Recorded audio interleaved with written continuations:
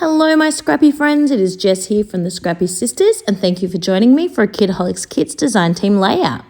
I started my layout using a whole bunch of mixed media from the awesome mixed media kit. We got 3 of the gorgeous distress inks and I'm putting a little bit of all 3 into the bottom of a bowl. You don't need to work it this way. I just find it easier to manipulate and to use what I want to use. Then I've just got a spray water bottle and I'm really wetting up the diagonal section of my page, and I'm actually adding a little bit of water to those distresses. See the amazing color difference when you very first put that water in, by the way? Amazing. That is what these Distress Oxide inks are all about. Pop that splash of water in on them and you can see the way the color changes. It is so cool. So you can see I'm starting off with the purple, and I am just sort of tapping, doing a little dab, dab, dab technique. The reason why I'm doing it this way is I don't end up with brush strokes. It also means that I have sort of different thicknesses or amounts of color, of pigment, of the amount of ink that is on the page varies, which is beautiful because it gives that variation, that look of some bits are thicker, some bits are darker, some bits are lighter, which I really love. Then you can see I'm coming in on just different sections around the outside in some green. And yes, the colors will mix a bit because I am not waiting for it to dry, but I kind of want that seamless, what's the word I'm looking for? Kind of like they're melting or ombre effects in together. Obviously, green does not really ombre into purple, but it still kind of mixes in anyway. Now I'm adding some gold, and you will see when this dries that it comes together just beautifully. Now, if you're wondering what happens with the rest of this ink that is not being used, I just pour it back into the bottle. Yes, I added a little bit of water.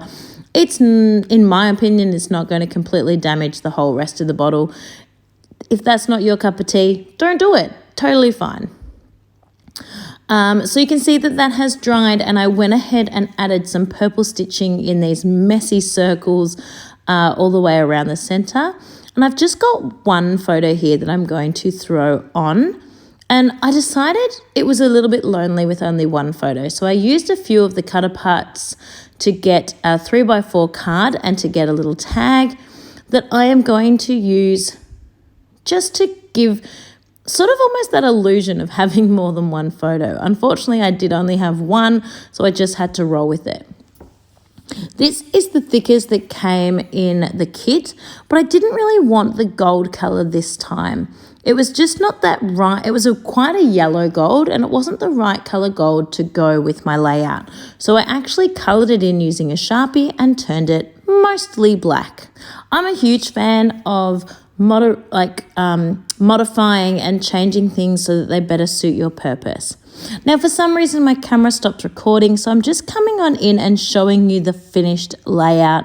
As you can see, I popped some things up on foam, and I just kind of made those clusters go around and along the stitching line as a bit of a frame or a wreath almost going around my photos.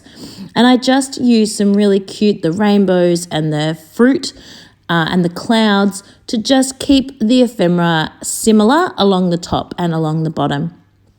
And you can see in this video as well just how shiny that mixed media is. It is sparkling. It is so pearly and iridescent. It is gorgeous. So that is my finished layout. Here, of course, are some close-up photographs as well, which again just shows that shine and shows how I really filled those embellishments following that stitching line around the page. I hope you have enjoyed this layout. I'm sorry that the video cut out. Thank you so much for watching, and I will see you all next week. Bye.